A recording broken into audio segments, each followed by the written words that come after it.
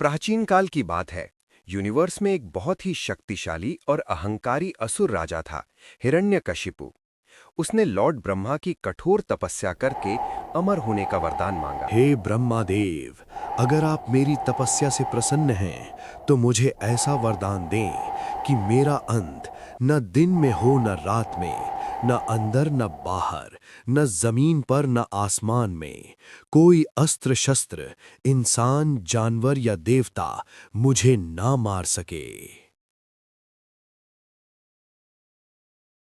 वरदान पाकर हिरण्यकशिपु खुद को भगवान समझने लगा। उसने तीनों लोक में ऐलान कर दिया कि अब से सिर्फ उसकी पूजा होगी। सुन लो सब, इस सृष्टि में सिर्फ एक ही भगवान है और वो मैं हूं। जो भी मेरे दुश्मन लॉर्ड विष्णु का नाम लेगा, उसे मौत की सजा मिलेगी। पर किस्मत का खेल देखिए, हिरण्यकशिपु के अपने ही महल में एक परम विष्णु भक्त ने जन्म लिया। उसका अपना बेटा प्रहलाद। बचपन से ही प्रहलाद हमेशा ध्यान में खोया रहता ओम था। नमो नारायणाय। मेरे प्रभु विष्णु ही सृष्टि के पालनहार हैं। ओम नमो नारायणाय। प्रहलाद, ये तो किसका नाम जप रहा है? तेरे पिता ही सबसे शक्तिशाली हैं। मेरी पूजा कर। पिताजी, शक्ति और अहंकार में अंतर है। असली शक्ति तो नारायण के पास है। वो ही मेरे और आपके, हम सब के स्वामी हैं। अपने बेटे के मुंह से ऐसी बातें सुनकर हिरण्यकशिपु गुस्से से पागल हो गया।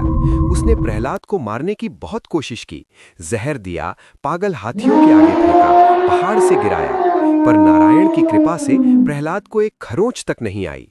आखिर में उसने तुम्हारे पास ब्रह्मा जी की दी हुई वो जादुई चुनरी है, जिसे पहनकर आग तुम्हें जला नहीं सकती। इस नाफरमान लड़के को गोद में लेकर आग में बैठ जाओ। ये जलकर राख हो जाएगा और तुम बच जाओगी। जैसा आप कहें भैया, इस बच्चे को मैं खुद आग के हवाले करूंगी। एक विशाल आग जलाई गई। होलिका ने अपनी जादुई चुनरी ओढ़ी और प्रहलाद को पकड़कर आग में बैठ गई। ओम नमो नारायणाय। प्रभु मेरी रक्षा करें। अचानक बहुत तेज हवा चली। वो चुनरी होलिका के ऊपर से उड़कर प्रहलाद के ऊपर आ गिरी। बचाओ भैया, मुझे बचाओ। ये आग मुझे जला रही है। मेरा वरदान काम नहीं कर रहा। बुराई और अहंकार आग में जलकर भस्म हो गए और प्रहलाद मुस्कुराते हुए बाहर आ गया। यही वजह है कि आज भी हम बुराई पर अच्छाई की जीत के रूप में होलिका दहन मनाते हैं। अपनी बहन की मौत देखकर हिरण्यकशिपु आपे से बाहर हो गया।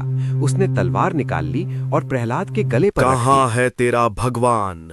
बता, अगर वो हर जगह है, तो क्या वो इस पत्थर के पिलर में भी छुपा है? हाँ पिताजी, वो कण कण में है।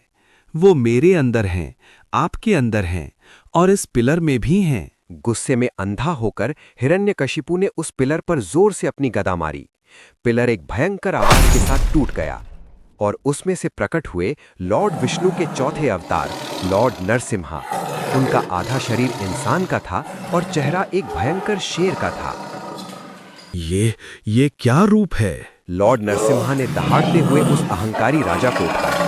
उन्होंने ब्रह्मा जी के वरदान का पूरा सम्मान रखते हुए दहलीज पर न अंदर न बाहर, शाम के वक्त न दिन न रात, अपनी जांघ पर रखकर न जमीन न आसमान, अपने नाखूनों से बिना किसी अस्त्र के हिरण्यकशिपु का अंत कर दिया। धर्म की स्थापना हुई, अहंकार का नाश हुआ और एक छोटे से बच्चे की सच्ची भक्ति जीत गई।